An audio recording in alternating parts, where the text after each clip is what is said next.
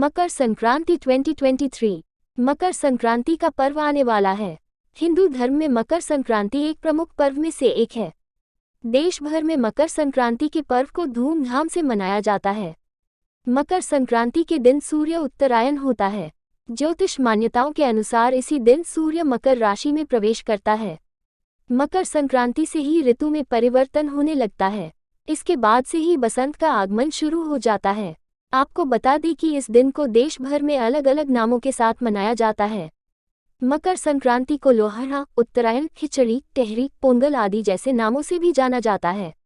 इस दिन स्नान, दान, पूजा पाठ और तिल खाने की परंपरा है। इस दिन खिचड़ी खाने का भी बहुत महत्व बताया जाता है। मकर संक्रांति की तिथि। वैसे तो मकर संक्रांति का पर्व हर साल 14 जनवरी के दिन ही मनाया जाता है, लेकिन ग्रहों के फेरबदल के चलते कई बार ये 15 जनवरी को पड़ जाती है। इस साल भी मकर संक्रांति के डेट को लेकर लोगों के बीच असमंजस की स्थिति है। पंचांग के अनुसार साल 2023 में सूर्य शनिवार 14 जनवरी रात्रि 8:21 पर धनु राशि से निकलकर मकर राशि में प्रवेश करेंगे। उदय तिथि के अनुसार मकर संक्रांति का पर्व रविवार 15 जनवरी को मनाया जाएगा। तिल खाने से शरीर की रोग प्रतिरोधक क्षमता बढ़ती है, जो ऋतु परिवर्तन में लाभदायक है।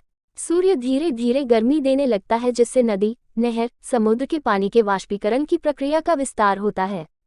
यह दिन पतंग महोत्सव के कारण सबसे लोकप्रिय है। खासकर गुजरात में और अहमदाबाद और सूरत में भी पतंगबाजी का प्रमुख स्थान है। पतंग उड़ाने की प्रथा के पीछे विज्ञान छिपा है। मकर संक्रांति या उत्तरायण पर्व जिसका धार्मिक महत्व भी है, उसका वैज्ञानिक महत्व भी है। मकर संक्रांति शब्द इंगित करता है कि सूर्य मकर राशि में गोचर करना शुरू करता है। उत्तरायण शब्द का ही अर्थ है कि उस दिन से सूर्य की उत्तर दिशा में संक्रांति शुरू होती है। सूर्य का मकर राशि में प्रवेश, उत्तर दिशा में सूर्य की संक्रांति से दिन बड़ा और रात छोटी होने लगती है। इस दिन तिल और चिक्की के लड्डू बनाकर खाने का भी विधान है। मकर संक्रांति धर्म के साथ विज्ञान। मकर संक्रांति एक हिंदू त्योहार है जो पूरे देश में मनाया जाता है। मकर संक्रांति वह दिन है जब सूर्य मकर राशि में प्रवेश करता है। उत्तरायण उस दिन मनाया जाता है जब सूर्य अपनी उत्तरायण संक्रांति शुरू करता है। इस पर्व का धार्मिक महत्व बहुत अधिक है। इस दिन विशेष रूप से दान की महिमा की जाती है। इस दिन गाय को चारा खिलाने से कई पुण्य मिलते हैं। हालांकि हिंदू सनातन परंपरा में गाय का महात्म्य केवल मकर संक्रांति तक ही सीमित नहीं है, बल्कि रोजमर्रा की जिंदगी से जुड़ा है, जिसका जीता जागता उदाहरण एक कहावत है जो कहती है, पहली रोटी गाय के लिए जाती है। मकर संक्रांति पर्व के महत्व को दर्शाने वाले अनेक उदाहरण हिंदू शास्त्रों में मिलते हैं। सबसे प्रसिद्ध उदाहरण महाभारत के पितामह भीष्म का है, जो युद्ध बंशे पर सो रहे थे। पितामह भीष्म को मृत्यु की कामना का वरदान प्राप्त था, इस कारण महर्षि पितामह भीष्म अमर थे। महाभारत के युद्ध में दुर्योधन ने अपने पितामह भीष्म को यह कहते हुए डांटा था, आप पांडवों के प्रति अपने प्रेम के कारण अपनी पूरी ताकत से नहीं लड़ते हैं। पितामह भीष्म अपने ऊपर लगे आरोपों से व्यथित थे और उन्होंने प्रतिज्ञा की, कल से मैं प्रतिदिन 10,000 सैनिकों का वध करूंगा।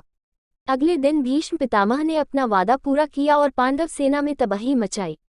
उस समय भीष्म को न रोके जाने पर पांडवों की हार होने की संभावना को देखते हुए अर्जुन ने शिखंडी को सामने रखकर भीष्म पर आक्रमण किया। एक महिला पर हथियार न चलाने की अपनी प्रतिज्ञा का पालन करते हुए पितामह भीष्म ने अर्जुन पर एक भी तीर नहीं चलाया, जबकि अर्जुन ने शिखंडी के पीछे खड़े होकर पितामह भीष्म पर बाणों की वर्षा की। अंत में पितामह का पूरा शरीर अर्जुन के बाणों से छलनी हो गया और पितामह भीष्म रथ से नीचे गिर पड़े। लेकिन शरीर पर इतने बाण लगे थे कि पितामह भीष्म का शरीर जमीन को स्पर्श नहीं कर सका। भीष्म की ओर देखकर पितामह भीष्म ने एक दुखद दृश्य देखा, मानो वे बाणों की शैया पर लेटे हों।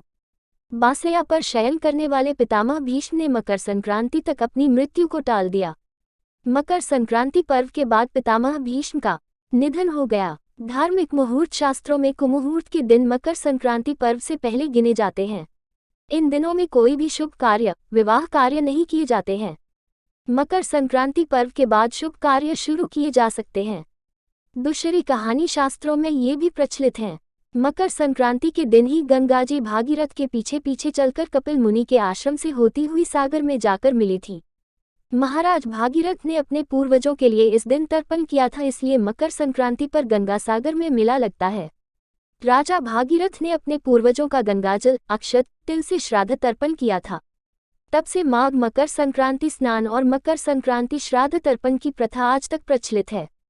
कपिल मुनि के आश्रम पर जिस दिन मातृ गंगे का पदार्पण हुआ था, वह मकर संक्रांति का दिन था। पावन गंगा जल के स्पर्श मात्र से राजा भागीरथ के पूर्वजों को स्वर्ग की प्राप्ति हुई थी। कपिल मुनि ने वरदान देते हुए कहा था, मातृ गंगे त्रिकाल तक जन जन का पापहरण करेगी और भक्तजनों की 7 पीढ़ियों को मुक्ति एवं मोक्ष प्रदान करेगी। गंगा जल का स्पर्श, पान, स्नान और दर्शन सभी पुण्यदायक फल प्रदान करेगा। दान का महत्व। सूर्य के उत्तरायण होने के बाद से देवों की ब्रह्म मुहूर्त उपासना का पुण्यकाल प्रारंभ हो जाता है। इस काल को ही परा अपरा विद्या की प्राप्ति का काल कहा जाता है। इसे साधना का सिद्धिकाल भी कहा गया है। इस काल में देव प्रतिष्ठा, गृह निर्माण, यज्ञ कर्म आदि पुनीत कर्म किए जाते हैं। मकर संक्रांति को स्नान और दान का पर्व भी कहा जाता है। इस दिन तीर्थों एवं पवित्र नदियों में स्नान का बेहद महत्व है। साथ ही तिल, गुड़, खिचड़ी, फल एवं राशि अनुसार दान करने पर पुण्य की प्राप्ति होती है। ऐसा भी माना जाता है कि इस दिन किए गए दान से सूर्य देवता प्रसन्न होते हैं। इन सभी मान्यताओं के अलावा मकर संक्रांति पर्व एक उत्साह और भी जुड़ा है। इस दिन पतंग उड़ाने का भी विशेष महत्व होता है। इस दिन कई स्थानों पर पतंगबाजी के बड़े बड़े आयोजन भी किए जाते हैं।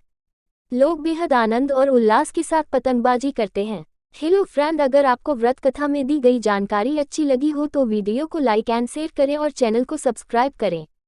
हम ऐसे ही कई और व्रत कथा लाते रहेंगे। जय श्री कृष्ण।